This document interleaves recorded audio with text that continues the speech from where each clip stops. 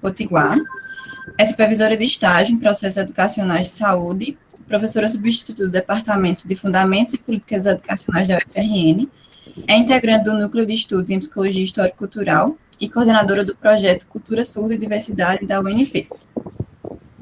A Maxwell Davi é graduanda em Psicologia, é estagiária de Psicologia da Clínica no Serviço Escola da UNP e no âmbito escolar, é membro do Pluralis, Grupo de Estudos em Diversidade de Gênero da UNP, e o Grupo de Estudos em Diversidade de Gênero da UNP é um projeto de extensão que objetiva propor reflexões e ações sobre diversidade em diversos âmbitos sociais.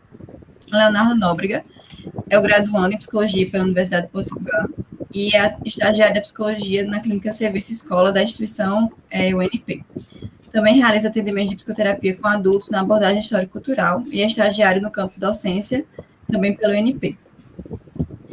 Larissa Viana é graduanda em Psicologia pela Universidade de Potiguar, estagiária de Psicologia Clínica no Serviço Integrado da Psicologia da Universidade e realiza atendimento de psicoterapia com adultos e adolescentes na abordagem histórico-cultural. E é estagiária no campo docência, também assistido pelo UNP, e participa da extensão em Psicologia Jurídica pela Análise de Psicologia. É isso, gente. Podem ficar à vontade para dar início à mesa. E se precisar que eu apresente os slides, é só falar. Certo, Maria, obrigada. Como eu já tinha aberto aqui o material, aí eu vou compartilhar a tela e se der algum probleminha. Deixa eu pegar ele aqui, uma janela. Era essa aqui mesmo. Peraí, rapidinho. Acho que foi.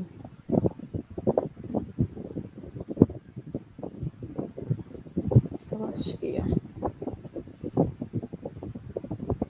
Deixa eu ver se vai dar certo. Tá aparecendo para vocês? Sim. Tá sim. Certo. Bom dia, gente. Meu nome é Alexia, como já fui muito bem apresentada pelas meninas. Sou professora do curso de Psicologia da UNP e também professora na UFRN, enquanto docente substituta. Sou uma mulher negra, estou utilizando meio que um lenço quase turbante na cabeça, e tenho um cabelo azul e estou usando uma blusa cinza. Bom, a ideia dessa mesa, né, é muito mais falar sobre os desafios, de maneira geral, atuais, pensando o fazer da psicologia. Claro que quando a gente pensa em ciência, a ciência psicológica não deixa de ser ciência, apesar de a gente, em algumas situações específicas, até mesmo de contextos acadêmicos, a gente perceber uma certa fragmentação do saber científico. A ciência psicológica, assim como as outras áreas do conhecimento, necessita de uma certa reinvenção a depender do contexto que a gente está vivenciando. Então, o que acontece, né? Estamos vivenciando um contexto muito específico que foi colocado para a gente de maneira inesperada, claro, e inclusive para o mundo todo, que é a situação atual da pandemia por Covid-19. À medida que a gente for aqui expondo as experiências dos meninos que são agora graduandos, concluintes, na verdade, do curso de psicologia, né? A gente pode ir pontuando algumas questões e vocês vão podendo fazer perguntas ao final, como as meninas haviam falado no começo. Então, como eu falei no comecinho, a ideia é compartilhar experiências, pensando os estágios que foram desenvolvidos agora, durante a pandemia, porque, de uma forma ou de outra, a gente fez um certo percurso na graduação, desde sempre, que pensa o sujeito presencialmente, que pensa o contato com o outro, a relação com o outro, a questão terapêutica, os ambientes presenciais. E nesse momento agora que a gente tem vivido, esse apocalipse que a gente tem vivido há pouco mais de 1 ano e meio, eu diria, fez com que a ciência psicológica, assim como tantas outras áreas do conhecimento, se reinventassem. Pensar a ciência, pensar o fazer ciência, é pensar nas possibilidades de trabalho, possibilidades de intervenção, nos diversos contextos que a gente se insere. Mesmo esse contexto sendo um contexto online, um contexto de isolamento social e, com certeza, um contexto grave no sentido de adoecimentos. Só um minutinho que eu tinha colocado alguns tópicos aqui. Eu tinha proposto, na verdade, eu tinha colocado no formato de tópico somente para verificar quem é o público que está aqui com a gente, mas eu já fui perguntando à medida que vocês forem entrando, né? Eu acredito que todo mundo é da área da psicologia, isso acaba até não delimitando, mas afunilando um pouco a problemática, que a gente acaba até se sentindo um tanto mais confortável, eu diria, para falar determinadas expressões que têm relação com a formação em psicologia, considerando que está todo mundo aqui no mesmo barco, mesmo que em universidades diferentes, mesmo que em áreas diferentes. Quando a gente vai pensar no fazer científico, a gente precisa considerar os momentos históricos que vivemos. Fazer ciência é responder às necessidades da sociedade, às necessidades históricas, às necessidades sociais. E a ciência psicológica, ela se insere muitas vezes, a depender do olhar para o ser humano que a pessoa, que o profissional está tendo, ela se insere muitas vezes em certos limites, eu diria, né? A ciência psicológica, ela necessita de reinvenção, mas infelizmente hoje a gente tem no Brasil uma grande quantidade de profissionais da psicologia que não parecem ter um certo compromisso com a vida, um compromisso com o ser humano em sua integralidade. E aí a gente se depara com práticas extremamente racistas, homofóbicas e preconceituosas em diversos contextos. Não é diferente hoje, quando a gente se depara com a situação de pandemia, e isso acaba se tornando um desafio ainda maior para pensar o nosso fazer. Porque quando a gente propõe uma perspectiva crítica da psicologia, como é o nosso caso, a gente trabalha a partir da perspectiva histórico-cultural, quando a gente propõe um fazer diferente, a gente pode acabar se deparando com determinados limites de atuação. E aí, claro, né, aos poucos, à medida que a gente vai se inserindo no mundo, à medida que a gente vai se inserindo nas instituições, a gente vai conseguindo, na medida do possível, transformar determinadas práticas. Mas eu costumo dizer que, infelizmente, quando existem as quatro paredes da clínica, a gente não sabe o que tem ali. Apesar de a gente ter conselhos regionais, conselho federal, que tenta ele, mais ou menos ter um certo controle do que está acontecendo, a gente sabe que esse controle ele não é de todo, assim, não é 100% controlado, porque ainda escapa algumas práticas, eu diria muitas particularmente, que envolvem crenças específicas, aspectos de religiosidade e outros aspectos que envolvem conservadorismo, que vão impactar na vida do sujeito que está sendo atendido ou que está, enfim, trabalhando em determinada instituição, de uma forma muito triste, na verdade. Eu acho que não tem outra palavra em vez de falar além de falar tristeza. Toda vida que eu penso em formação da psicologia, os meninos que estão comigo hoje, meninos e meninas que estão comigo hoje, fizeram disciplinas comigo e sempre, desde o primeiro período, na verdade, eu diria, existe uma certa tentativa do curso de psicologia da UNP, que é a Universidade de Potiguar, de pensar e propor uma formação integral, uma formação crítica. Mas, infelizmente, a gente sabe que o que mais tem no mundo, no Brasil, é curso de psicologia pipocando em cada esquina e a gente não tem controle sobre essas práticas. Além disso, eu não vou nem falar de coaching, mas não tem como não falar, né? Além disso, ainda tem algumas milacrias que aparecem por aí falando de conhecimento da psicologia, dando outros nomes. E isso é muito preocupante. Aí, por que eu estou falando isso tudo? Porque os desafios da psicologia, eles não estão somente atrelados à situação atual, de isolamento, de pandemia, de adoecimento, de ansiedade, de depressão. Os desafios da pandemia, eles começaram a surgir no momento que a ciência psicológica nasceu. No momento que a galera da filosofia começou a refletir sobre si, no momento que os primeiros teóricos começaram a pensar sobre a consciência humana, no momento que começou-se a falar sobre conhecimento. Quem somos? Para onde vamos? O que fazemos? Onde estamos? Esse tipo de pensamento e de construção acaba tocando em diversos espaços diferentes, de formas diferentes. Então, vocês que passaram já pelas primeiras disciplinas de psicologia, né, tem toda aquela discussão da ciência psicológica, que são, na verdade, psicologias, que, na verdade, tem algumas correntes específicas da psicologia, tem a Gestalt, a psicanálise, o behaviorismo. A gente acabou se costurando enquanto ciência psicológica, acatando determinadas práticas que são extremamente adoecedoras. Quando a gente aceita uma psicologia diversa, é lindo falar de psicologia diversa. Eu concordo, é interessante a gente falar de práticas que considerem o sujeito em sua integralidade a partir de diversos olhares. Só que essa diversidade, às vezes, dá margem para determinadas práticas que não são de diversidade. Então, a gente precisa pensar na psicologia como sendo uma ciência em constante transformação. A gente está em processo de formação constante. Vocês estão terminando o curso de psicologia, alguns já são da área da psicologia, ou já estão atuantes há muito tempo, em diversos contextos, e é importante pensar que vocês são os psicólogos que estão trabalhando para transformar essa ciência. É quem está agora no campo de trabalho, quem está agora no campo de atuação, que está refletindo sobre as práticas. O desafio do isolamento social com a pandemia por Covid-19 foi mais um desafio jogado para a gente, enquanto ciência psicológica, que a gente precisou combater, que a gente precisou se reinventar. Mas, passada a pandemia, os desafios, eles permanecem. Então, eu acho que o espaço para a gente conversar hoje, ele pode, inclusive, abranger, pode, inclusive, considerar diversos outros desafios que vocês possam trazer, que a gente possa pensar para falar de ciência psicológica, para falar de prática do psicólogo, e por que não para falar dos estereótipos também, que muitas vezes são colocados nos ombros da psicologia, né? Eu brinco com os alunos dizendo que tem até medo quando eu estou na roda de amigos e alguém olha para mim e diz: o que é que a psicologia diria sobre isso? Aí eu digo: eu não faço ideia, eu sei que eu falaria tal coisa, mas a psicologia, jovem, não me coloque nesse bolo. O povo espera uma resposta da psicologia. E muitas vezes eles encontram respostas não muito legais.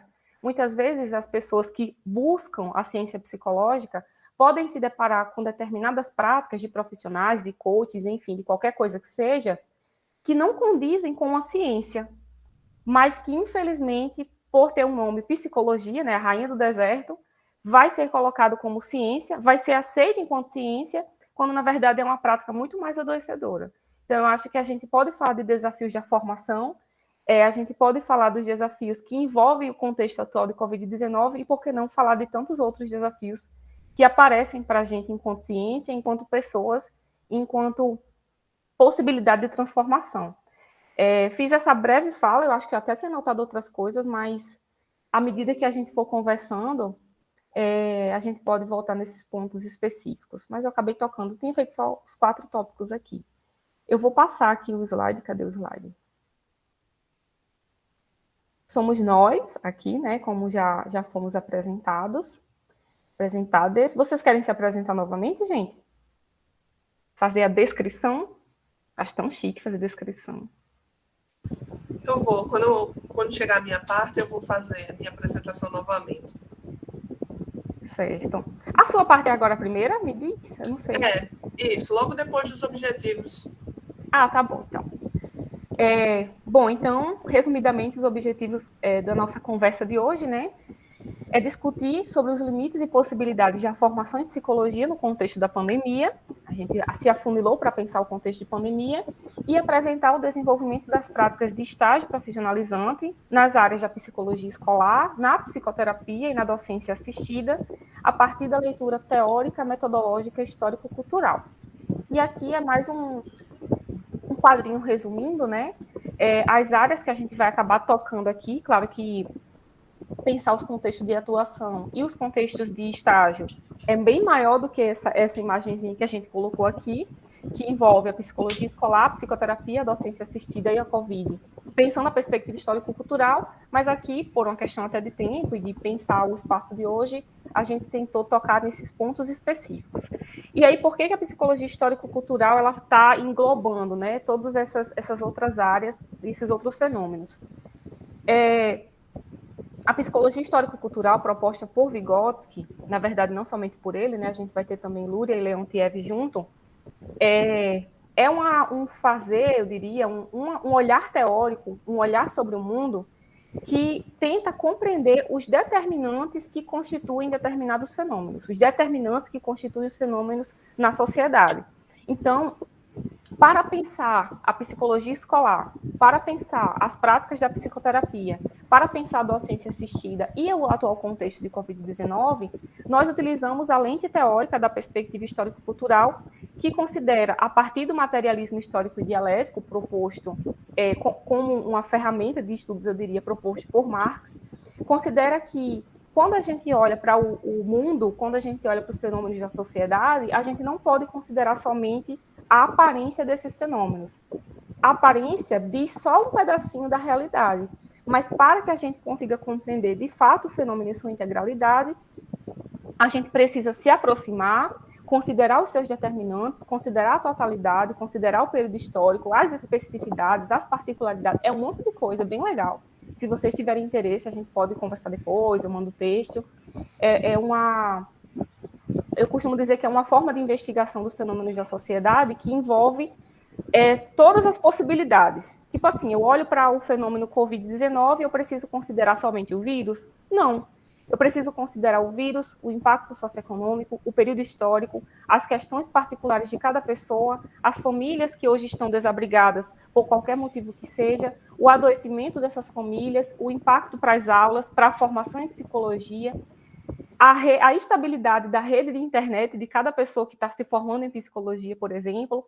Tudo isso precisa ser considerado para além de olhar o fenômeno da Covid-19 como um vírus, né, como uma gripezinha, como já disseram por aí.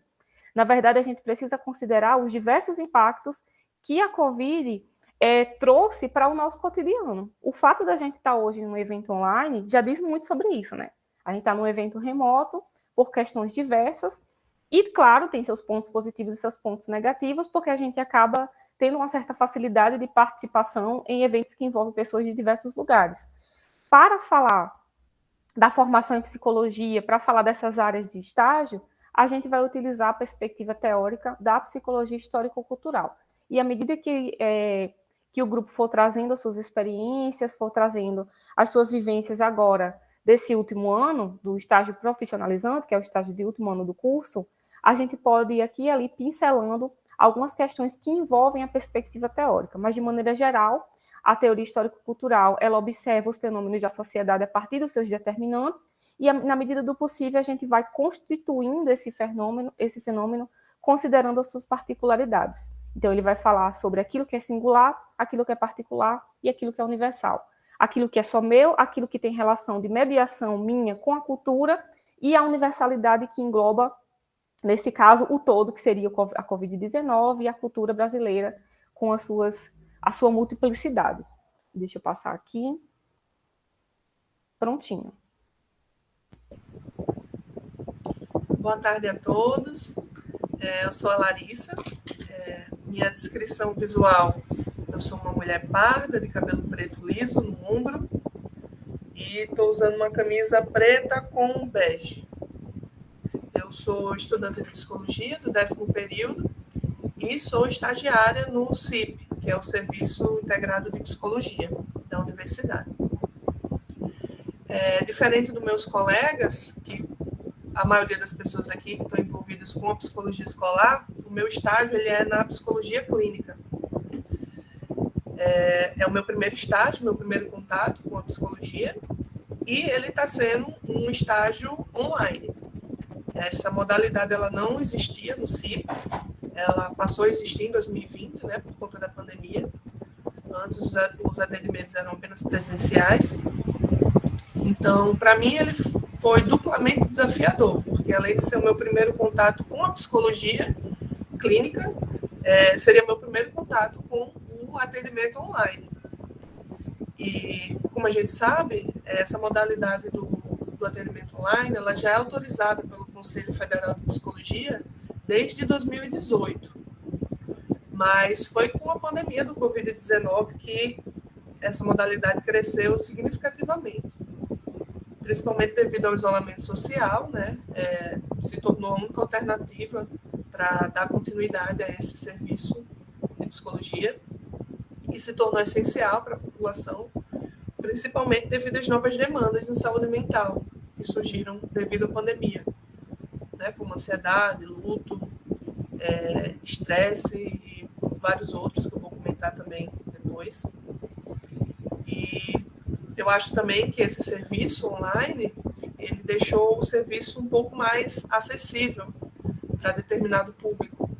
Então, algumas dos pacientes que eu atendo, eles moram em locais bem distantes de onde acontecem os atendimentos presenciais, né? Então, o fato da gente ter disponibilizado o atendimento online fez com que eles tivessem acesso a esse serviço, que talvez em outra situação eles não tivessem. Então, eu acho que abriu um leque de possibilidades aí também para atingir outros públicos. Pode passar o slide, Alexia.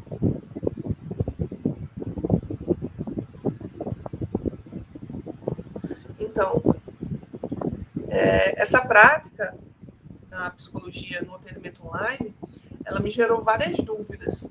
Eu acho que todo mundo que começou a ter esse contato com o atendimento online agora teve dúvidas parecidas. Então, uma das dúvidas foi como lidar com as novas demandas surgidas na pandemia, que são essas demandas que eu mencionei.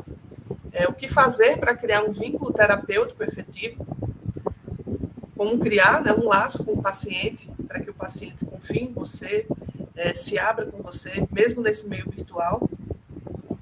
Como deve ser o ambiente adequado para o atendimento e quais cuidados eu devo ter com a segurança de dados dos pacientes.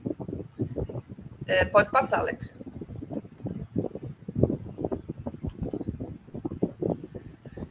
Então, pensando nessas dúvidas, né, que eu tive a supervisão de Alexia, que é a minha supervisora de estágio, e também tive as capacitações do SIP, o Serviço de Psicologia da Universidade, que sempre promove capacitações antes de iniciar os atendimentos. Então, devido a essas capacitações, todas as supervisões, eu cheguei a algumas conclusões com essas dúvidas e com a minha atuação também durante o semestre, né, o semestre passado e esse semestre. Então, em relação às novas demandas em saúde mental da psicologia, como lidar com elas, né? Eu precisei estudar bastante sobre os temas, porque eu acho que na graduação a gente estudou muito sobre o manejo da ansiedade, o manejo do luto, mas com a pandemia essas demandas elas mudaram completamente. A gente teve que ressignificar muitos aprendizados, modificar algumas percepções e atuações no âmbito da psicologia. Porque, por exemplo, a ansiedade. Existem pessoas que nunca tiveram nenhum tipo de sintoma ansioso e, devido à pandemia e tudo que ela trouxe, né, passaram a ter crises de ansiedade. O luto, ela se tornou uma experiência nova com a pandemia. A gente sabe que quando alguém é contaminado, né, por exemplo, uma pessoa que está tendo complicações pela Covid-19 e ela é internada, ela não pode ter contato físico com os seus familiares, né, os seus amigos. Então, a falta desse contato, desse ritual de despedida, acaba fazendo com que a vivência do luto seja ainda mais difícil, ainda mais complicada. Então, essa demanda que a gente tanto estudou, agora ela tem ela é vista de uma nova maneira. Então, eu precisei estudar muito sobre essas novas demandas. Eu atendi uma adolescente de 15 anos que perdeu o pai por Covid-19. E o pai ele já estava internado já há 3 meses, sem contato com ninguém. Então, o paciente ele me relatou que ele sentia como se não tivesse acontecido, como se o pai não tivesse morrido. Porque como ele não passou pelo ritual de despedida, ele sente que como a qualquer momento o pai fosse entrar pela porta. Então, é uma vivência que se tornou nova, né? A universidade, ela até disponibilizou, criou, na verdade, um grupo, né, de enlutados de Covid-19, em que tinha atendimentos individuais e grupais para pessoas que passaram por essa experiência, para que elas pudessem compartilhar as experiências, os sentimentos com pessoas que passaram por situações semelhantes. Então, esse adolescente ele foi encaminhado para esse serviço. A família como um todo, né, foi encaminhada porque foi algo que abalou a família toda. Então, para poder lidar com essas demandas novas, que eu não tinha me preparado na graduação, porque foi algo que aconteceu recentemente, eu precisei me atualizar, estudar bastante, textos atuais que focassem nessas demandas relacionadas à pandemia.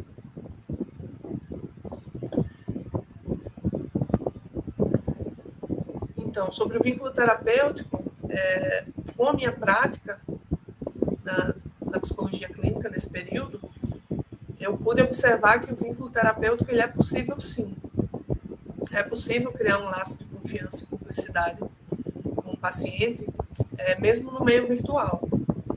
Eu coloquei até aqui uma frase de Jean Clark, que fala que a sala do terapeuta não é somente o local físico, mas o lugar do encontro.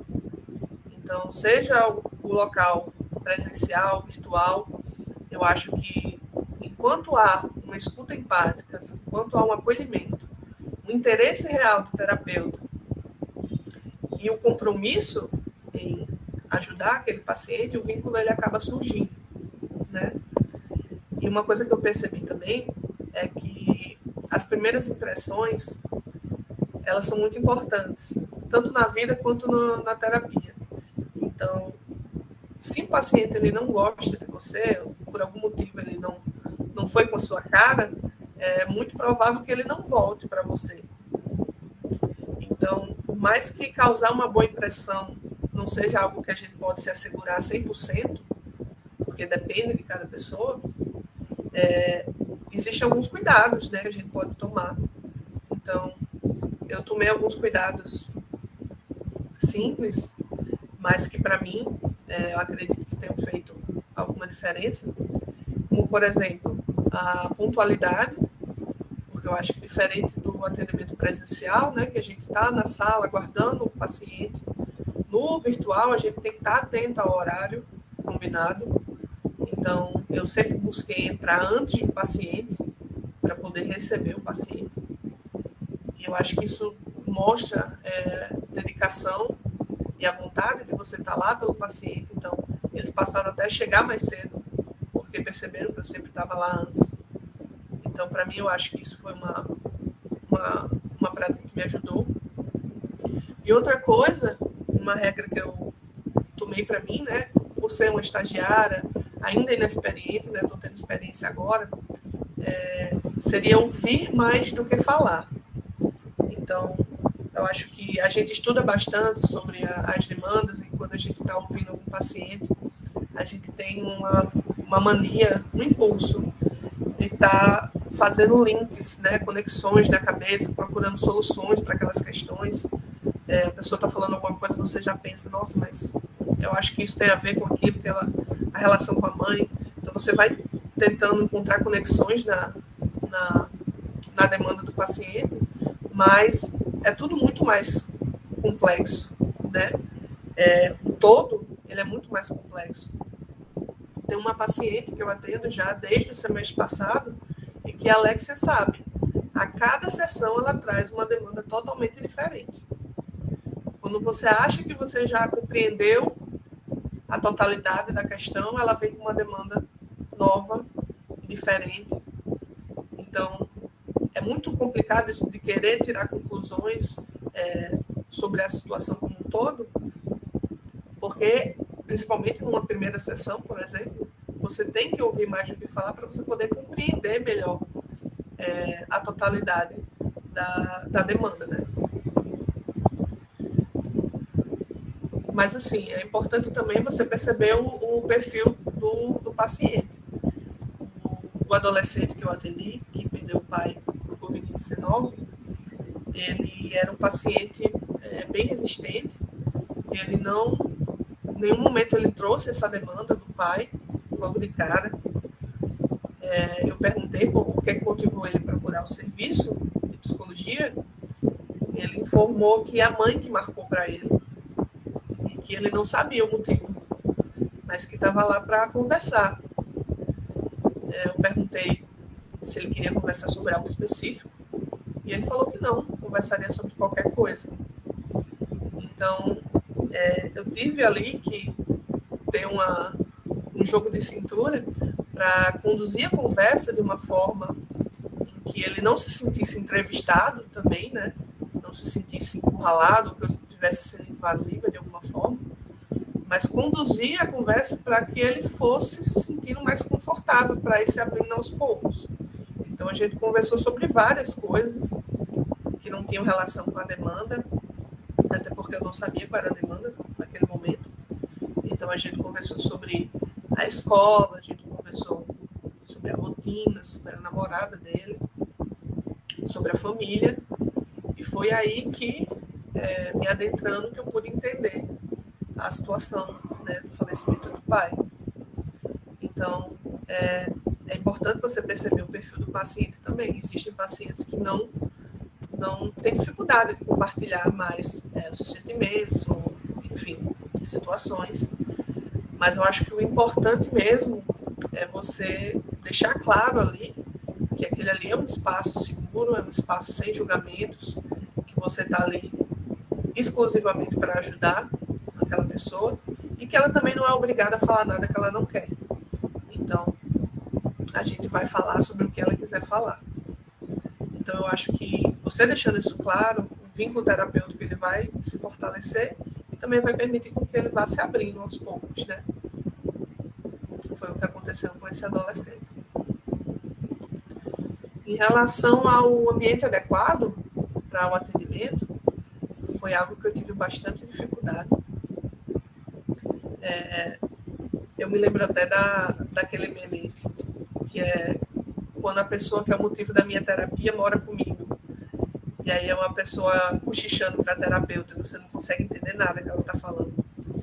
E é um meme, mas é algo muito real, porque se você tem uma demanda relacionada a alguém que você divide o espaço e você não tem um espaço de privacidade, você não vai se sentir confortável em trazer aquela demanda na frente da pessoa.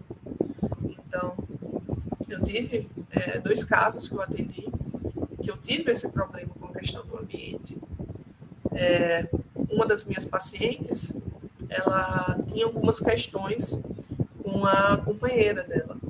Eu percebia que, quando eu perguntava sobre o casamento, ela olhava para o lado, como se estivesse olhando para ela, e dizia que estava tudo bem e cortava o assunto.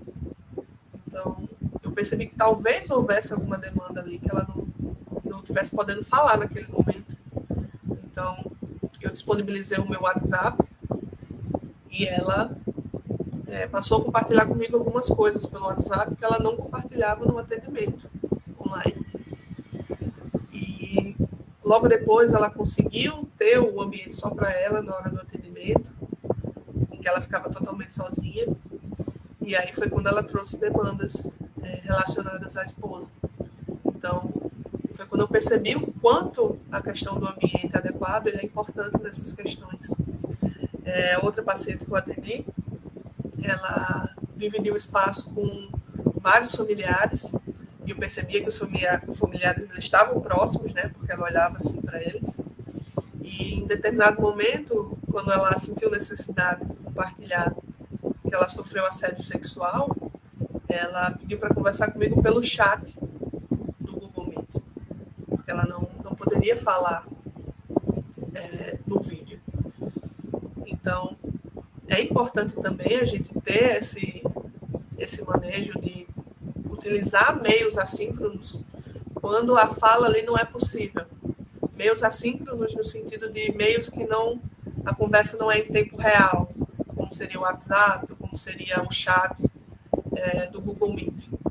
Então, se não pode ser falado, porque aquela pessoa não tem um ambiente adequado para fazer o atendimento, é importante a gente não deixar essa demanda passar, porque se são demandas importantes, elas precisam ser trabalhadas, né? Então, a gente precisa encontrar alternativas para poder tratar dessas questões. E eu encontrei pelos meios assíncronos, principalmente pelo WhatsApp. Lari, falta 1 minuto, viu? 1 minuto? Uhum. Rapaz, eu falei, viu? Enfim, então, falta falar apenas da segurança das informações, né? Que também foi algo que eu não tinha contato, não sabia como proceder, mas fui orientada também nas capacitações para que os pacientes eles se sintam mais seguros também de compartilhar as demandas íntimas, né, pessoais deles. É importante a gente tomar alguns cuidados, porque a gente sabe que o ambiente virtual ele pode ser perigoso. Então, alguns cuidados básicos, né, simples, como utilizar o próprio notebook, usar senha de usuário, antivírus atualizado, utilizar sites criptografados pelo WhatsApp, habilitar a confirmação de 2 etapas e sempre apagar o conteúdo depois das conversas. Então, é algo que eu sempre fiz também, porque isso vai mostrar também a sua dedicação com a privacidade das informações dos pacientes e fazer o máximo para que eles se sintam tão seguros quanto no atendimento presencial. Então, basicamente foi isso. Eu compartilhei só um pouquinho da minha experiência, né, na psicologia clínica, no estágio da psicologia clínica. E os meninos, caso queiram compartilhar também, né, relacionado à psicoterapia, fiquem à vontade.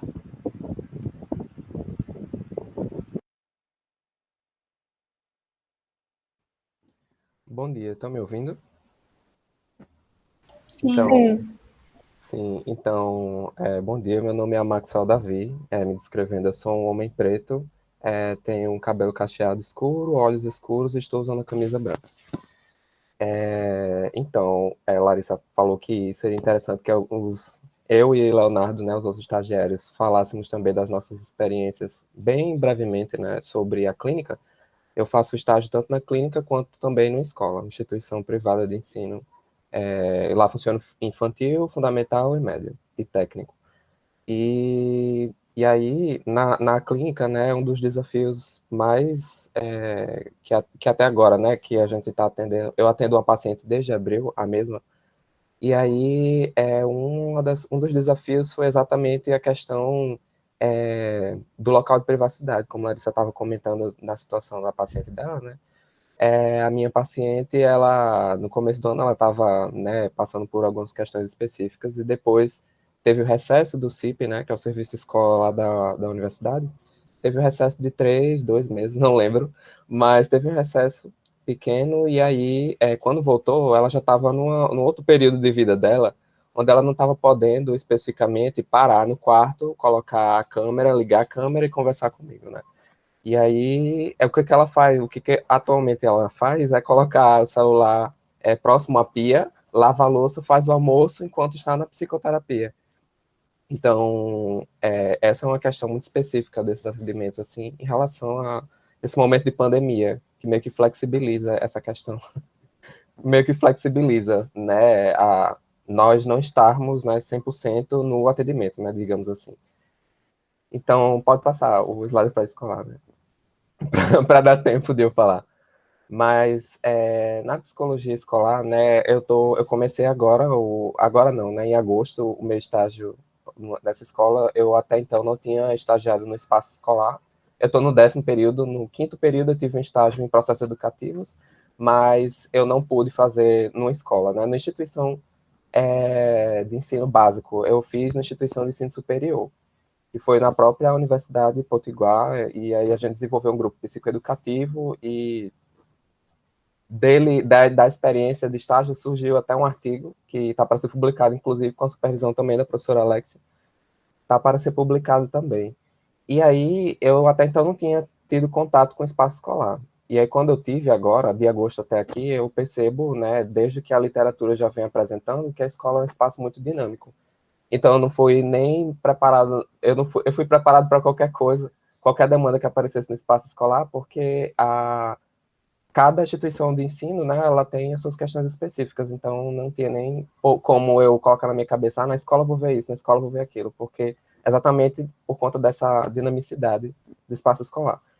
E aí, das várias atividades que eu faço lá na escola, uma delas é a observação em sala de aula, e foi lá que eu percebi que a escola está com um intervalo limitado em relação à questão da Covid-19, né? As salas, elas estão todas, as cadeiras estão bem afastadas,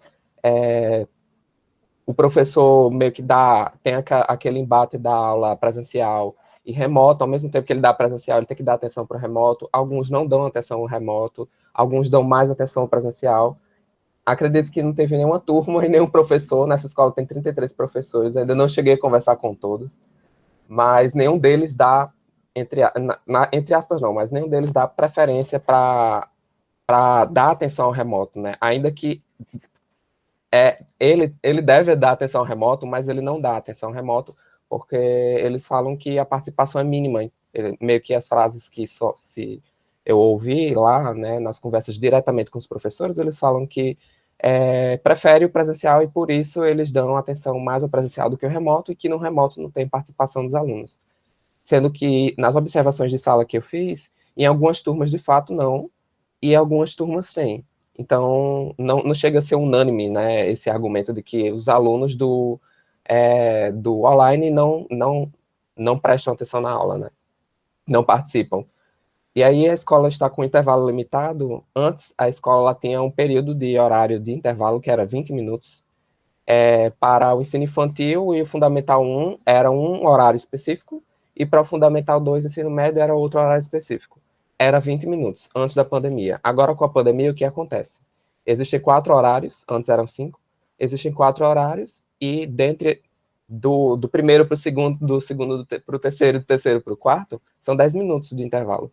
E aí, uma das coisas que eu observei nessa questão da limitação do intervalo foi nas turmas de quarto, quinto, nas turmas do Fundamental 1 e Fundamental 2, mas principalmente no Fundamental 1 e também no infantil, mas mais no Fundamental 1, que esse intervalo de 10 minutos acaba prejudicando milhares de coisas. Porque as crianças, por exemplo, do quarto ano, elas estavam no primeiro horário, geralmente é o horário que eles estão um pouco mais calmos, né? E aí, e tem um professor na sala lá, né, fazendo a mediação da aula, e depois, quando toca e acontece os 10 minutos, as crianças elas ficam brincando dentro da sala, vem um bedel para ficar observando o comportamento delas, para que elas não saiam de sala, para que elas não aglomerem tanto, mas elas ficam brincando na sala, uma brincadeira sem brinquedo, praticamente uma brincadeira só usando o corpo e correndo na sala, com o bedel falando, não pode correr, não pode correr, não é para ficar aglomerando. Então, e aí depois, quando a professora entra de volta na sala, outra professora entra, o manejo que ela tem para trazer a atenção dos alunos de volta para o quadro, perde tipo uns 20, 15 minutos de aula, tentando fazer esse manejo de trazer a atenção das crianças para o quadro. Então, e isso, eu conversando depois, né, logo depois das aulas, eu conversava com os professores, converso com os professores, na verdade, e aí a coisa que eles falam dessa questão de trazer a atenção das crianças para o quadro, mas alguns deles ainda não tinham percebido que essa questão de cortar a ludicidade, né, cortar a brincadeira da criança no meio do intervalo e trazer a atenção de volta para a atividade de ensino, de conteúdos científicos, um manejo, né, requer uma mediação muito específica, né, e aí essa questão, né, eu observei essa questão do intervalo limitado, né, em outras salas, especificamente no quarto ano, porque lá nessa escola funciona a disciplina de gestão emocional, né, que tem até uma crítica em relação, não é só minha, né, mas né, o nome da disciplina, né, como ela foi colocada, né, gestão emocional, como se as nossas emoções fossem uma empresa de recursos humanos que a gente pudesse, né, fazer uma gestão delas. Então, especificamente nessa disciplina, quem dá essas disciplinas são professores, pedagogos ou pessoas licenciadas em cursos de português, matemática, enfim, as licenciaturas de modo geral. E aí a escola pediu para eu meio que dar algumas orientações em relação a essa questão. Então, na turma do quarto ano, essa disciplina funciona no quarto e quinto ano. E agora ela está começando a funcionar no primeiro e no segundo ano do fundamental. E aí eu auxilio na mediação em sala de aula, eu auxilio o professor também em fazer o plano de aula, o plano de ensino, o plano semanal, enfim, todos aqueles planos. E, né, a elaboração de material didático e etc. E aí eu falei especificamente do quarto ano, porque é a turma que eu acompanho mais, exatamente porque funciona a disciplina de gestão e eu estou lá mais dias na semana. E aí, para além, né, do Fundamental 1, 2... o pessoal do ensino médio, especificamente do terceiro ano do ensino médio, desde que eu pisei na escola em agosto, né, as queixas voltadas para o pessoal da terceira série, da coordenação da gestão e dos professores de modo geral, eles falavam que o pessoal do terceiro ano são bastante desmotivados e não sabiam a causa. E aí, através de algumas conversas, e depois que eu fui na turma para fazer uma oficina, onde eu, na verdade, apliquei um trabalho de fazer uma linha do tempo do pessoal da turma, né, recapitulando, fazendo eles lembrarem das memórias mais marcantes da trajetória, né, do processo de escolarização deles. E eu ia dividir a intervenção em passado, presente e futuro, né, para fazer esse resgate inteiro. E aí eu comecei pelo passado. E aí eu pedi para eles colocarem no papel, né, as memórias passadas sobre a trajetória de vida deles, né. E daí eles colocaram o presente, misturaram com o passado, colocaram questões do futuro, colocaram tudo. Antes de eu falar para eles colocarem do presente e do futuro, eles colocaram exatamente tudo, e todos eles colocaram questões em relação ao futuro, em relação ao Enem. E todos eles colocaram questões da pandemia. Né? E aí eu ainda não desfechei essa intervenção, eu vou desfechar na próxima semana ainda, porque ela foi bem recente, mas percebe-se, né, a questão da pandemia influenciando essas questões decisivas do terceiro ano para os próximos passos, né, que elas vão dar em relação à trajetória de vida acadêmica, não só da trajetória de vida acadêmica escolar, mas das perspectivas de futuro de forma geral, né. E aí os desafios do modelo híbrido é exatamente essa questão que eu comentei em relação ao intervalo limitado, quando eu estava comentando sobre o intervalo limitado, sobre os professores terem essa questão, essa dificuldade, né, que não é só dessa escola especificamente, acredito, mas esse desafio para o próprio professor, né, de dar atenção ao remoto e ao presencial ao mesmo tempo, né, quando era na pandemia, era apenas no remoto e tinha suas dificuldades, mas agora nesse modelo, que é o modelo misto, né, os dois ao mesmo tempo, se torna bastante desafio para os professores, né. E em relação à disciplina de gestão emocional, praticamente, como eu falei, ela funciona no quarto e no quinto ano, e aí eu só acompanho a turma do quarto ano, porque a turma do quinto ano é no dia que eu estou no outro estágio, então não tenho como acompanhar na sala, mas eu, ainda assim, ela auxilia a professora, eu estou sempre em contato com ela. E aí essa disciplina, além da problemática do nome dela, os professores, eles como eles não têm, eles não né, quando a diretora pediu para eu falar com eles apresentam bastante dúvidas em relação a questões do que é emoção, o que são afetos, o que são sentimentos, não sabem bem, e aí acabam passando algumas atividades, algumas aulas muito avaliadas por eles mesmos como coisas, como se fosse para complementar a hora, assim, não é uma coisa aprofundada e ampliada, né? Por isso que pediram o meu auxílio, e aí está se trabalhando atualmente quem sou eu, quem é o outro, quem somos nós, quem somos todos, trabalhando sempre na perspectiva na perspectiva da dialética do que seria singular, particular e universal, trabalhando dentro disso. E aí os professores apresentam algumas dificuldades em relação a essa questão de pandemia, de como trabalhar essa disciplina também no modelo, nesse formato, não apenas presencial. Né? E aí acabo me inserindo também nessa questão para pensar as atividades da escola, né? Atividades para os alunos, não só de forma presencial, mas também remota. Então, quando eu estou auxiliando o professor em sala de aula, ele às vezes puxa muito para o presencial. Aí eu falo, não, mas isso aqui que a gente pode fazer, o pessoal do remoto também vai poder participar. Inclusive, no terceiro ano, tem uma menina lá que ela só participa da forma remota da aula do terceiro ano, porque o pai dela está com Covid, e a última notícia que eu tive sobre ela, especificamente, foi que o pai está internado na UTI até agora, não sei o que aconteceu, mas o pai dela está lá, a mãe dela está lá, cuidando do pai, e o irmão dela não mora com ela, então, e ela mora longe da escola, então ela preferiu ficar de forma remota. E aí ela não participa das aulas. E quando eu fui lá, né, eu estava fazendo a linha do tempo na aula de produção textual, e aí na mediação em sala de aula ela acabou ligando o microfone e participando da aula. E aí a professora no fim da aula falou, olha, fulana não participa nunca das aulas, e hoje ela participou da minha aula de produção textual. Então, pensar, né, quando estava lá auxiliando, né, a professora a fazer a aula, sempre trazendo não apenas o pessoal do presencial, mas também o pessoal do remoto, né. E essa professora especificamente, ela tem, né, apresenta bastante dificuldade nesse modelo misto de aula remota, ao mesmo tempo que acontece no presencial. Marcelo, Sim, desculpa, praticamente é isso. faltam 2 minutos. Ah, Não, desculpa, só... acabei já. Bem, perdão. Acabei. Tá certo, obrigada.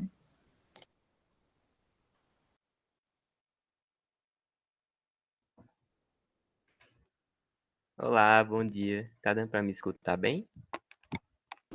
Tá sim. Certinho. Então, meu nome é Leonardo, fazendo minha descrição visual. Eu sou um homem branco, tenho um cabelo longo, passo um pouco do ombro, tenho barba e utilizo de óculos. Então, antes de começar falando um pouco sobre o que é a docência, eu vou falar um pouco sobre minha experiência clínica também e citar também algumas outras situações e experiências de outros estágios que eu participo. Atualmente, eu me encontro envolvido em 3 estágios profissionalizantes e um extracurricular, sendo os profissionalizantes um em um trabalho de gestão de, de um grupo de estudos em hospitalar, também pela abordagem histórico-cultural, e os outros 2 supervisionados por Alexia, seria a questão da clínica e a da docência. Falando um pouco da clínica, eu compartilho algumas coisas semelhantes referentes aos atendimentos, ditos também por Amax e por Larissa. E falando do primeiro contato da clínica, né? Creio que nosso primeiro contato mesmo é a partir do 8º período, em que fazemos uma escuta dentro de uma matéria específica de avaliação, mas que até então é um trabalho feito em duplas. Então, ainda não era um contato da atividade de psicoterapia individual. Então, o que a gente tinha de experiência era exatamente essa matéria até ano passado, em que ainda ocorreu de forma presencial e que, particularmente, eu esperava também que acontecesse de forma presencial esse ano, sendo que com a pandemia nada é como a gente espera. Então, teve um momento no início do ano em que houve esse aumento nos índices e que o serviço foi fechado de forma presencial. E foi toda uma reorganização, uma reestruturação pela universidade, pelos professores, readaptações. E começamos no estilo remoto. E como meus colegas e outros colegas que não se encontram aqui, passamos por dificuldades na questão de adaptação. Por conta que mesmo que a gente tenha toda a base teórica, quando a gente vai para a prática é outra história. Então, instabilidade, a questão do setting, tudo isso está envolvido, né? E para mim o que mais pesou seria, eu creio que a questão da conexão em si, por conta que as pacientes que eu atendi, mesmo não sendo frequente, quando ocorria uma instabilidade, é algo que meio que atrapalha não como estamos conduzindo, mas a linha de pensamento que estávamos seguindo. Então, até certo ponto, isso foi algo que me trouxe bastante dificuldade. E que não, não que tenha prejudicado, mas pequenas falhas de comunicação atrasavam um pouco do processo. Mas que é algo que tentamos sempre pensar em outras formas, outros estilos de não burlar, mas de atravessar essas dificuldades. Ou seja, trocando de plataforma,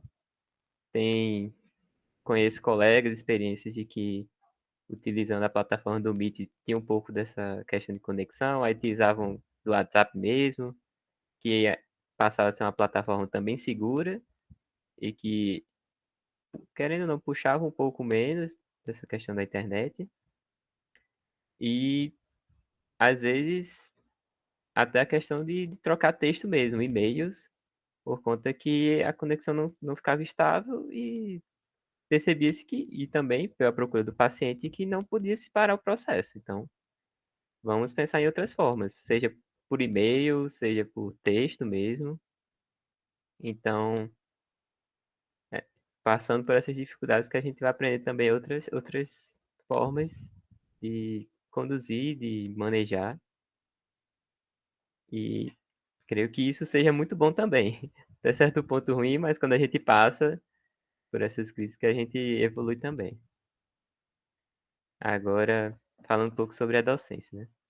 O que seria essa docência? Até então, a gente vê que muitos cursos oferecem a docência assistida, mas mais focados em pós-graduação, ou em mestrado, ou em doutorado, que tem que dar certo número de horas, aula, ou na pós em que tem alguma matéria, algumas situações em que você tem que conduzir. Mas já na graduação é outra história. A gente não pode dar uma aula sozinho. Então, sempre, mesmo acompanhado pela professora, a gente está mais numa função de auxiliar em certos aspectos, como cronograma, pensar algumas aulas em si, mas ou até intervir em alguns momentos da aula, mas seria mais um papel de suporte também e trabalho em conjunto. E pensando nisso, é algo muito recente também, porque começou esse semestre.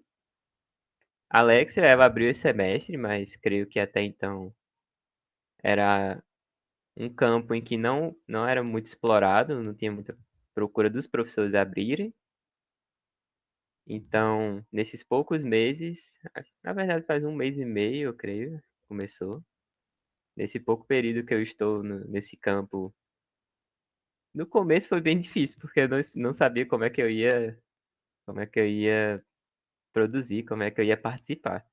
Já que eu pensava que poderia ser muito parecido com uma monitoria.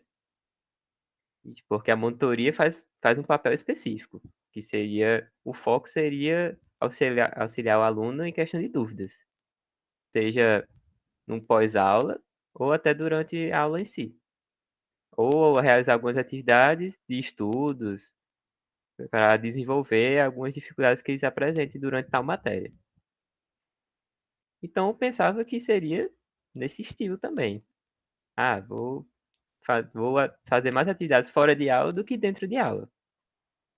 Sendo que após a Alexa me passar como é que seria o planejamento da aula, enfim, algumas atividades que a gente poderia fazer junto, aí já ampliou minha perspectiva. Já fiquei, então eu vou ser bem mais ativo do que a questão das monitorias em si. Que as experiências que eu tive de monitoria foram daquela forma. E tendo essa atuação mais ativa, é percebível como dá para desenvolver várias competências dentro desse campo. Ainda mais quem tem esse interesse na docência, que é algo que eu tenho. Na verdade, tem um pezinho e um pouco de várias áreas. Seja da docência, seja da hospitalar, seja da escolar, mas que eu acho todas válidas. E sobre a supervisão, que é algo que necessitamos em qualquer um desses âmbitos, porque sempre vamos encontrar dificuldades, ou sempre vamos nos questionar sobre alguma coisa, seja em conhecimento, seja em prática, que é algo comum do desenvolvimento, a gente encontrar certas paredes e depois ultrapassá-las. É algo que eu vejo como muito importante e que o papel da docência, mesmo pouco explorado em alguns sentidos, seja pela a universidade em particular, mas que tem um efeito muito motivador nos alunos também. Então, seria basicamente isso, minha fala. Eu queria também fazer algumas colocações com relação à docência, né? O campo da docência assistida, como o Léo colocou, é um campo ainda, eu não diria inexplorado, mas ele não, no âmbito dos estágios de psicologia, os estágios profissionalizantes, ele é muito novo. Geralmente, quem tem interesse em seguir carreira acadêmica, fazer mestrado, doutorado, essas coisas, A docência assistida ela é obrigatória, é uma experiência de docência que, para quem tem interesse, né, do mestrado, por exemplo, ela é necessária. Então, quando a gente está no mestrado, a gente precisa se matricular na docência assistida, a gente passa a acompanhar um professor em sala de aula, e geralmente, no meu caso, aconteceu assim, né? Eu escolhi um tema específico de aula que tinha relação com a minha pesquisa, que é sobre fracasso escolar em matemática, e em uma dessas aulas eu participei mais ativamente. E aí, eu nunca tinha feito estágio nesse campo específico. Na verdade, eu nunca não tinha aberto estágio nesse campo específico. Mas vendo as possibilidades, como os alunos começaram a colocar, perguntando, um aluno específico perguntou se eu ia abrir, comecei a investigar e vi que era uma possibilidade. Porque às vezes a gente entra na psicologia achando que só existe a clínica, né? Aí depois a gente começa a perceber que existem outras áreas que a gente pode atuar. Aí a gente começa a perceber que, eu costumo dizer que onde tem gente pode ter psicologia. A gente começa a perceber que existem vários espaços de trabalho que antes, quando a gente está lá pensando em qual curso vai fazer, lá no começo da graduação, a gente ainda não sabe, é como se fosse ou clínica ou não sei o quê. Aí a gente começa aos poucos a perceber. A docência também é um campo possível. Quando eu comecei a estudar psicologia, eu não imaginava que eu seguiria para a carreira docente. E aí, aos poucos, eu achei interessante o que o Léo colocou, que tem um pezinho na docência, um pezinho na área escolar, um pezinho na área hospitalar. Eu acho que a gente tem que ter um bocado de pezinho em um bocado de lugar. Claro que a gente não vai tentar dar conta do mundo, porque a psicologia, diante das demandas que o mundo apresenta para a gente, ela só é uma possibilidade de transformação, mas que sim, que dá para a gente fazer ciência psicológica pensando nessas diversas possibilidades de trabalho em diversos campos diferentes. Quando eu entrei no curso da psicologia, na graduação, lá em 1920, eu não pensava em seguir a clínica. Eu nunca pensei em ir para a área clínica, porque na minha concepção de pessoa que acabou de entrar na graduação, eu pensava, não, porque clínica é só uma pessoa, eu gosto de mexer com mais gente. Então, eu sempre pensei na área da psicologia escolar, por ser algo que movimenta muita gente, pensa a instituição e também pensa o desenvolvimento humano.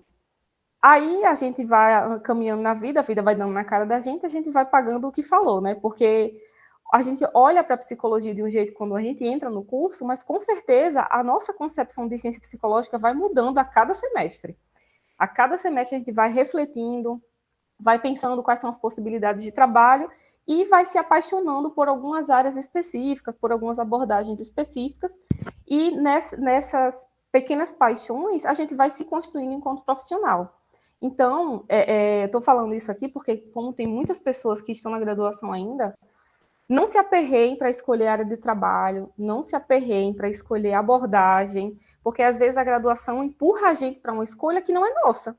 É uma escolha que não está para a gente. A gente simplesmente se vê e diz, vixe, agora? Estão dizendo que eu tenho que escolher uma abordagem, mas será que eu tenho mesmo?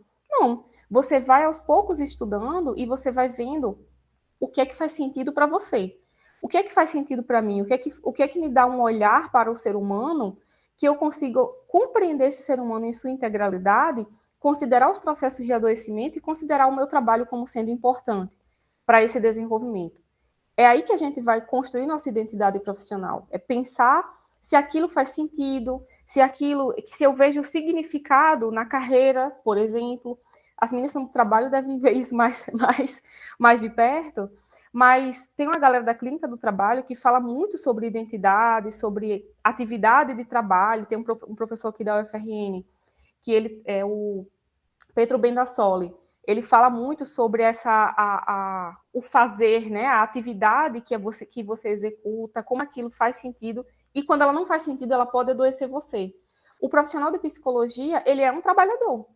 Assim como qualquer outro trabalhador, a gente pode se alienar no nosso processo de trabalho e não ver sentido algum.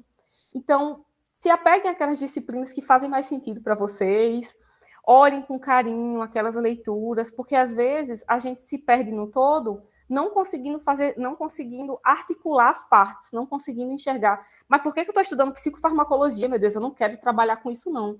Só que compreender como um fármaco pode agir em um determinado corpo, pode modificar o comportamento de determinada pessoa, vai fazer uma diferença muito grande para o seu trabalho. Então, às vezes a gente só percebe isso lá no final, porque faz parte, né? A gente vai vivenciando e vai aprendendo. Mas eu acho que a área da docência, a clínica, a hospitalar, a psicologia escolar, a área do trabalho, a área jurídica, enfim. A psicologia, ela dá um leque de possibilidades para a gente. E a gente pode, sim, provar um pedacinho de cada uma dessas coisas. Claro que a gente não tem vida útil para isso. Então, é importante a gente considerar as diversas possibilidades e pincelando ali, eu gosto mais dessa área aqui, acho que eu vou estudar um pouquinho aqui. Aí você começa a estudar muito uma área e daqui a pouco surge, sei lá, uma possibilidade de trabalho em outra área e por questões óbvias, de questão financeira de trabalho, você vai para essa outra área. Então, não hesite bom, agora eu vou estudar essa área aqui porque eu preciso estudar. Eu acho que a atividade de estudo, ela segue a nossa vida enquanto profissionais de psicologia sempre. Todo canto que você for, como Larissa colocou, né? Eu me deparei com determinada demanda, eu fui estudar sobre ela. A ansiedade no contexto da pandemia é a mesma ansiedade fora da pandemia? Não. Inclusive, os sintomas de ansiedade que estão vinculados à pandemia podem não se configurar um transtorno de ansiedade, mas o fato da gente estar vivenciando uma situação extremamente estressora em todos os âmbitos nos últimos meses, a gente olha para essa ansiedade, olha para os sintomas, pensa no manejo, mas a gente não necessariamente precisa transformar esse sentimento de ansiedade em uma patologia. Assim como a gente não precisa olhar para um sentimento de luto e já dizer que é uma depressão. Cada pessoa vivencia o luto de uma forma diferente. Assim como o Maxwell também trouxe as questões da escola, que as questões que estão na escola, muitas vezes elas já estavam lá, as problemáticas já estavam lá. E a pandemia, ela pode ter dado aquela empurradinha para dizer, agora isso aqui vai aparecer. Aí a gente vai ter a desigualdade social, a falta de acesso à internet de muitos alunos, o sucateamento ainda mais do serviço do trabalho do professor que está na escola, enlouquecendo entre o híbrido e o presencial. Como eu tinha falado no comecinho, esses desafios eles já apareciam na nossa prática, mas eles apareciam de formas diferentes e agora eles ganharam uma nova configuração. A gente já vive em uma sociedade conturbada e adoecedora.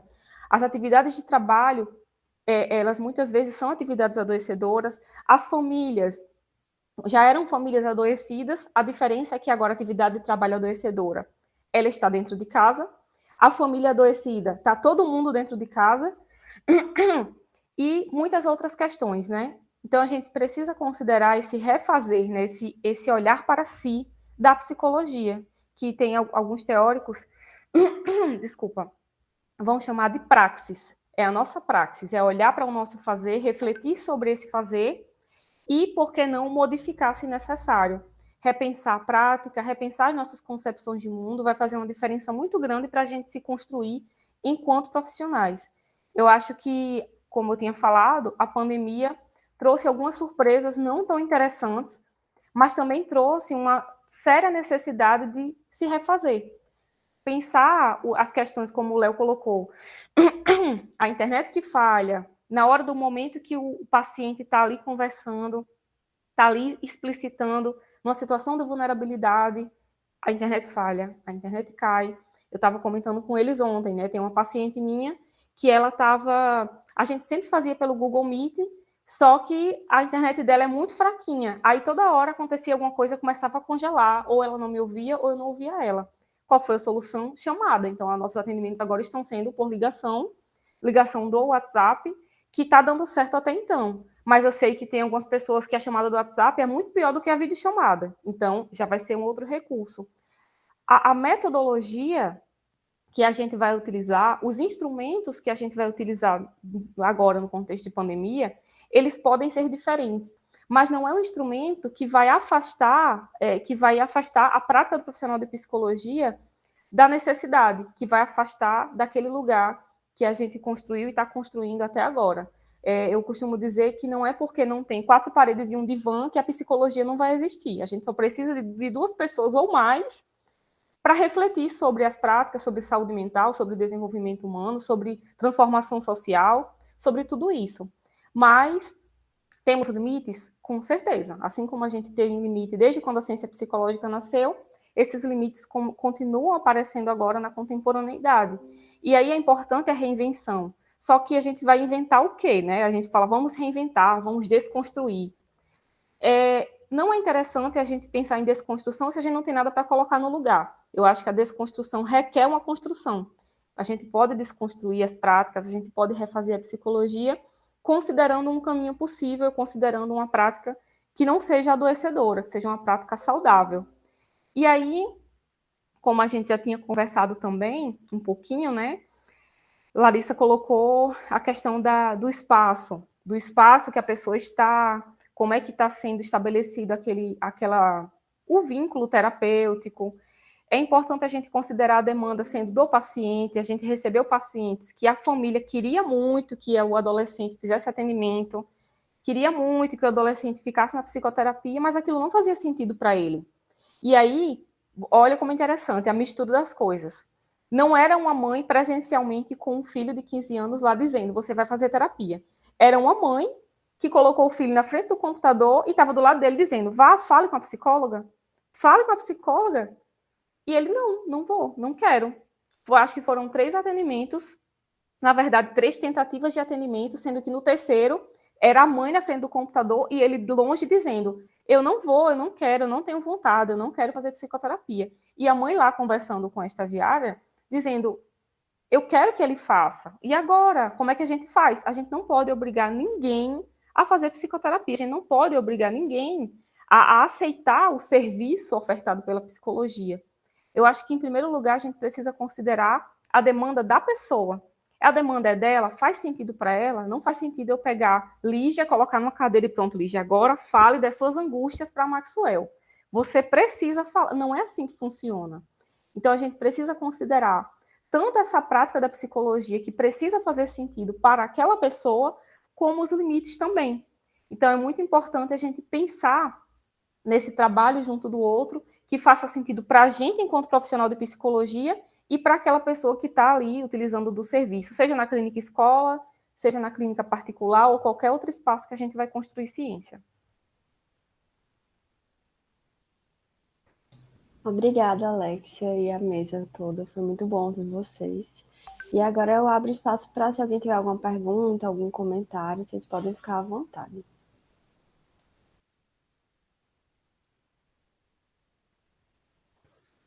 Não sei se Júlia já saiu, ela tinha deixado um comentário aqui. Queria agradecer a mesa, foi muito interessante poder ouvir vocês falarem de suas reflexões e construções ao longo do processo de entendimento dessa nova realidade e das novas ferramentas que temos para lidar com ela. Parabéns pelo trabalho, pena que precisa sair agora. Obrigado e bom dia. Obrigada, Júlia, foi um prazer estar aqui compartilhando um pouquinho.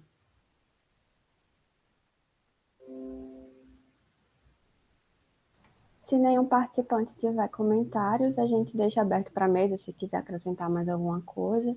Senão, a gente pode ir encerrando também. Vocês fiquem à vontade. Oi, bom dia. Eu queria fazer um comentário e também uma pergunta. Achei muito bacana a diversidade de áreas que vocês trouxeram, principalmente com foco na psicologia histórico-cultural, porque eu tenho contato mais com um específico com o campo, né, que é o escolar, mas também do atendimento. E aí vocês falaram bastante da prática, né, como é que estava o contexto, que foi bem esclarecedor também, ver como é que está a escola nesse híbrido, que eu estava muito curiosa para saber como é que estava esse híbrido, porque eu atuei em estágio totalmente remoto, né, a escola estava indo totalmente online. Só que a minha dúvida foi que eu fiquei curiosa em como que a perspectiva histórico-cultural influencia no trabalho que vocês realizaram, porque vocês falaram bastante da prática, né? Eu fiquei curiosa como que o olhar da psicologia histórico-cultural influencia na atuação que vocês estão fazendo agora nesse remoto, meio híbrido, meio remoto, e no atendimento ainda individual, né? Porque também a psicologia histórico-cultural fala muito da cultura, da sociedade, de grupos, e aí eu achei interessante nessa perspectiva mais individual, mas como que ela influencia no trabalho de vocês. E aí, mesa? A Maxwell estava rindo. E aí, quer responder? A Max? Oi. Gostaria de responder e refletir um pouquinho sobre como é que a psicologia histórico-cultural influencia a sua prática atualmente? Na escola, especificamente, porque eu fiz o estágio tanto na escola quanto na clínica. Assim. Pode ser nos dois. Na escola, a questão da mediação, em sala de aula foi bastante significativa. O conceito, né, de mediação. Tanto é que uma das coisas que eu quero propor ainda no estágio é fazer uma roda de conversa, que eu estava falando de supervisão, inclusive, com a Alexia, porque ela é supervisora desse estágio na escola, para fazer uma roda de conversa ou uma formação continuada com os professores para falar sobre o papel da mediação na sala de aula, né? E assim, lá na escola eu também faço alguns acolhimentos, mediação de conflito, e todas elas são basadas na concepção histórico-cultural do ser, né? Que é aquela periodização do desenvolvimento, entra também, né, como poderia dizer, como a psicologia histórico-cultural, ela tem a compreensão do ser humano, né? Então, ela é utilizada não só na leitura teórica para entrar em campo, como na supervisão das discussões de texto, né? Ela passa os textos e aí a gente discute e a gente correlaciona com a prática do dia, enfim, do que aconteceu lá no estágio. Tanto na escola quanto na clínica também, né? Na clínica, o desafio foi um pouco maior também, porque eu não sei, mas assim, a psicologia histórico-cultural, ela é bem disseminada, difundida. Ela é bem ampla, né, na parte escolar, mas na parte clínica ela tá ocorrendo esse movimento muito recente, assim. E aí o desafio foi bem na clínica também, porque quando eu entrei no curso, no terceiro semestre foi quando eu ouvi falar na psicologia histórico-cultural. E aí eu não sabia que existia a possibilidade dela se adentrar na psicologia clínica, na psicoterapia especificamente, né? E aí foram apresentados textos, teses e etc. E aí correlacionar essa teoria com a prática na clínica também foi um desafio grande, assim, mais do que na escola, assim. O desafio maior na escola foram outros, mas na teoria muito na escola de cara, você já consegue correlacionar com a teoria. Só colocando mais um ponto, pegando o que a Max colocou, né? Quando a gente fala em concepção teórica e esse olhar para o outro, no caso da psicologia histórico-cultural, a gente tenta articular todos esses determinantes. Como assim? O Maxwell colocou assim, na escola os desafios são outros. Quando a gente pensa na psicologia escolar, muitas vezes a gente vê aquele profissional de psicologia numa salinha, paradinho, esperando chegar uma demanda, o aluno chega, traz uma determinada demanda, a gente faz ali um trabalho individual com ele e, ok, manda esse aluno para a sala de aula. Na prática de Maxwell, na escola que ele está agora, por exemplo, ele vai receber esse aluno, ele vai fazer essa escuta quando necessário, e ele vai observar o movimento da instituição como um todo. Qual é a concepção de aprendizagem que essa escola tem? Como é que ocorre o processo de mediação pedagógica em sala de aula? O professor ele se apresenta como uma figura autoritária ou como uma figura mediadora? Como é a relação desse aluno, dessa criança, com a sua família? Quem é que vai deixar ele na escola? É a avó, é o pai, é a mãe? Essa criança está em situação de vulnerabilidade social? Se ela está com dificuldade de leitura, será que quando ela chega em casa, alguém auxilia ela a fazer as atividades de casa? Então, a gente vai partir de uma concepção de que o processo de aprendizagem, por exemplo, ele é um processo que requer uma movimentação de diversos atores. A família, a escola, a comunidade, a cultura, as questões socioeconômicas, a vulnerabilidade social e um monte de outras coisas. Eu faço parte de um projeto chamado Acolhe LGBT. Eu lembrei de falar porque eu vi a bandeirinha ali atrás. E esse projeto, eu fui convidada semana passada para fazer um videozinho de aniversário do Acolhe, eles vão publicar na rede social deles. E a minha fala foi um pouco nesse sentido, porque às vezes, quando a gente, por exemplo, vai falar de atendimento à população LGBT, profissionais de psicologia tendem a achar que o tema central do atendimento vai ser a questão de identidade de gênero e sexualidade. E não é, porque a pessoa da comunidade LGBT, ela tem falta de emprego, sofre processos dentro de casa, ela pode estar numa situação de vulnerabilidade, ela pode estar numa situação em que, o pai faleceu. Existem outros processos na vida da pessoa que podem estar contribuindo para o adoecimento. Ser LGBT, no caso do projeto, é somente uma forma de colocar o projeto como sendo específico para aquela população. Porque muitas vezes a pessoa LGBT tem receio de ir para um profissional de psicologia e ser patologizado. E aí, o trabalho na psicologia escolar ou na clínica, por exemplo, a partir da concepção histórica, da perspectiva histórico-cultural, vai tentar entender exatamente o sujeito para além daquela demanda que ele traz. O primeiro atendimento que eu o segundo atendimento que eu fiz foi acolhimento de um aluno numa instituição de ensino superior, e ele chegou com uma demanda dizendo o seguinte: eu não consigo me concentrar na aula porque eu sou gay. Eu não consigo. Ninguém sabe, eu tenho dificuldade, eu tenho uma noiva, eu estou noivo faz 5 anos, e eu não consigo porque eu olho para um determinado rapaz da minha sala e eu tenho muita atração por ele, e aí ele começou a se mobilizar muito. Vamos lá, fulano, vamos com calma. Me fala um pouquinho da sua rotina de estudo, como é que é. Aí ele falou, bom, eu saio de casa de 4 horas da manhã, pego um ônibus lá na cidade que eu moro, depois de 4 horas de ônibus eu chego aqui na universidade, eu tenho aula de tal matéria, quando eu volto para casa eu não tenho um quarto para eu estudar, eu não tenho um computador, eu não tenho... Ele começou a falar de uma rotina extremamente cansativa que eu fiquei, meu Deus do céu. Só que o olhar preconceituoso que a sociedade vai construindo colocou para ele que o motivo do cansaço dele de não conseguir se concentrar nas aulas de matemática era a sexualidade. E não era. E aí, aos poucos, e foi, na verdade, um acolhimento de um aluno, porque a gente não faz atendimento no contexto educacional, mas foi um acolhimento dele que foram 3 acolhimentos, na verdade. No terceiro acolhimento, eu fiquei muito feliz, porque ele falou que tinha conseguido se mudar, que conseguiu conversar com a família para morar na cidade, que é a universidade, para sair da casa dos pais, morar sozinho, e conseguir se concentrar mais na graduação dele, que era tecnologia da informação. E aí, quando ele chegou, ele já chegou com outro semblante, que estava muito feliz, porque ia conseguir estudar.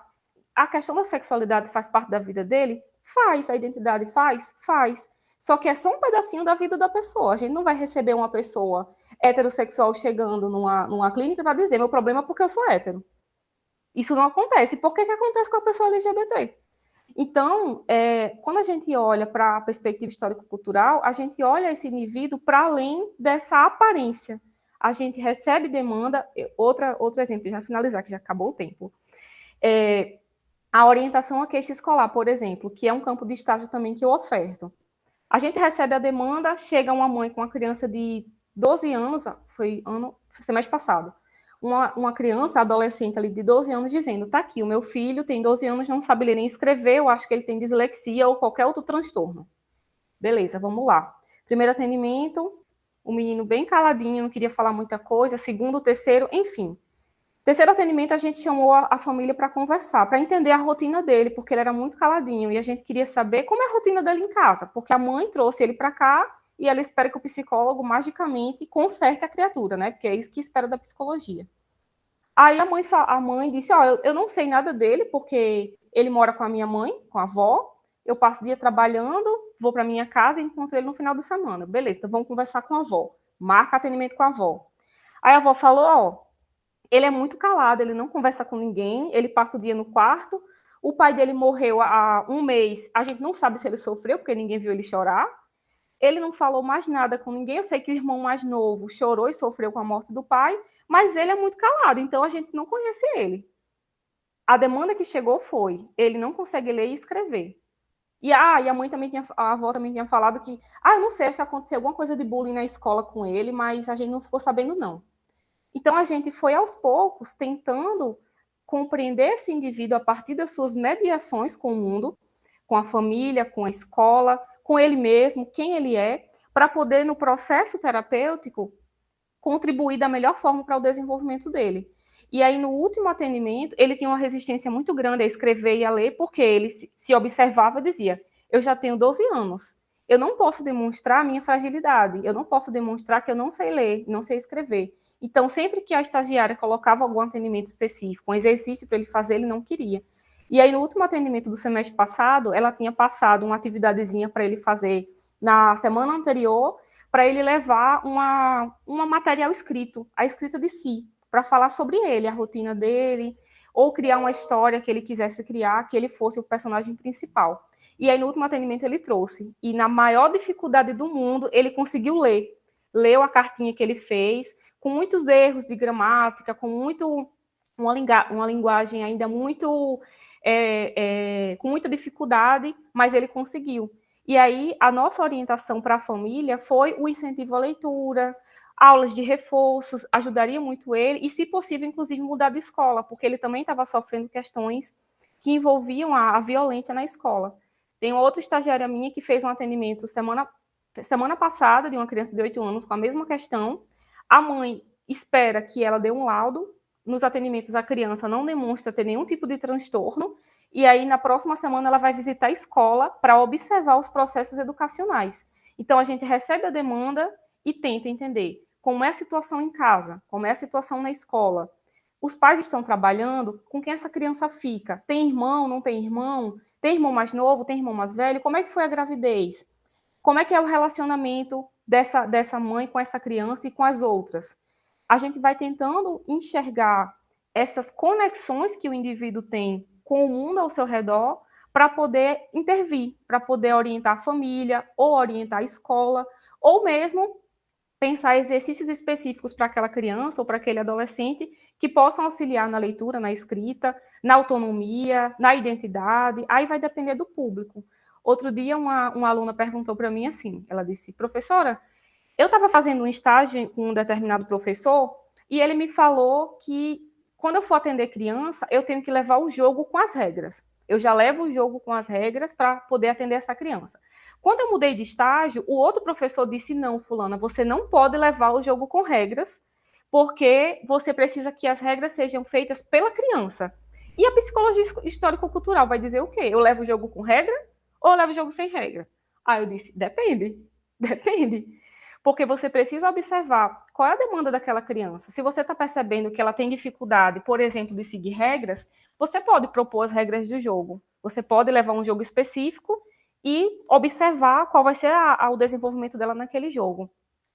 Se você acha que a criança vai ter dificuldade de aceitar um erro, você pode pedir para ela fazer as regras do jogo e você vai errar de propósito. Você vai errar no jogo para entender qual vai ser o comportamento dela em seguida.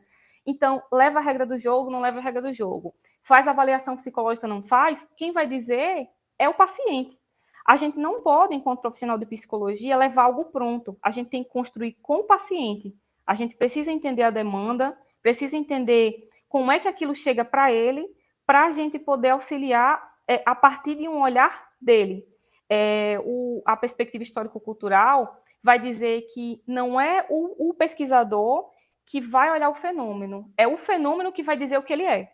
Esse fenômeno ele pode ser a escola, ele pode ser a pessoa, ele pode ser a pessoa do âmbito do trabalho, ele pode ser o advogado. É o fenômeno, é a realidade que vai dizer: pronto, Alexia, eu, enquanto fenômeno, estou dizendo para você, a minha problemática é essa aqui todinha. Lembrei da paciente de Larissa.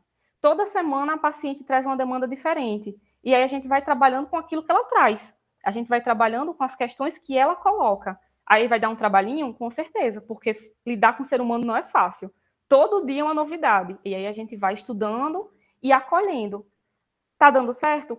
Possivelmente, porque Larissa já perguntou para a paciente, a gente já começa a avaliar a questão da ansiedade dela, as crises que diminuíram, a vivência dela está se configurando de forma diferente, mas é desafiadora. Então, a gente vai aos poucos entendendo esse fenômeno para poder contribuir da melhor forma. Se for necessário a intervenção da avaliação, da psicofarmacologia, ir na escola, conversar com a família, a gente vai catar um bocado de gente para poder entender por que aquele comportamento está se expressando, por que aquela violação de direitos está acontecendo e quais são as possibilidades de transformação. Mais ou menos por aí. Eu esqueci de deixar o nosso contato, gente, nos slides, tipo e-mail, se vocês quiserem entrar em contato, mandar mensagem, a gente pode conversar mais, viu? Posso colocar aqui, vou colocar meu e-mail aqui. Respondeu, Marina? No chat. Sim. Muito obrigada. Nada. Eu coloquei meu e-mail aqui, alexia.oliveira@unp.br. Quem tiver interesse, mandar mensagem, conversar um pouquinho sobre diversos temas, estamos aí. Pronto, gente, então já deu a hora. Queria agradecer todos os componentes da mesa. Foi uma manhã assim, de muito aprendizado. Eu estou no estágio em outra área, mas deu para aprender muita coisa assim, da experiência de vocês, que muita coisa dá para aplicar em várias áreas, né, da psicologia. Então, muito obrigada também a todos os participantes. E aí a gente vai encerrar também a gravação e desejar também, né, um evento produtivo, começando hoje, tem amanhã. E é isso, muito obrigada. A gente que agradece, gente. Obrigada pelo apoio de vocês também aqui na mediação da mesa. Foi um prazer estar aqui conversando hoje. Obrigada, gente. Obrigada a todo mundo. Obrigado, meninas, ao pessoal que acompanhou. Obrigado, bom dia para vocês. Só lembrando que se alguém não assinou a lista, tá no chat. Vou mandar de novo aí. Obrigada, gente. Bom dia. Bom dia.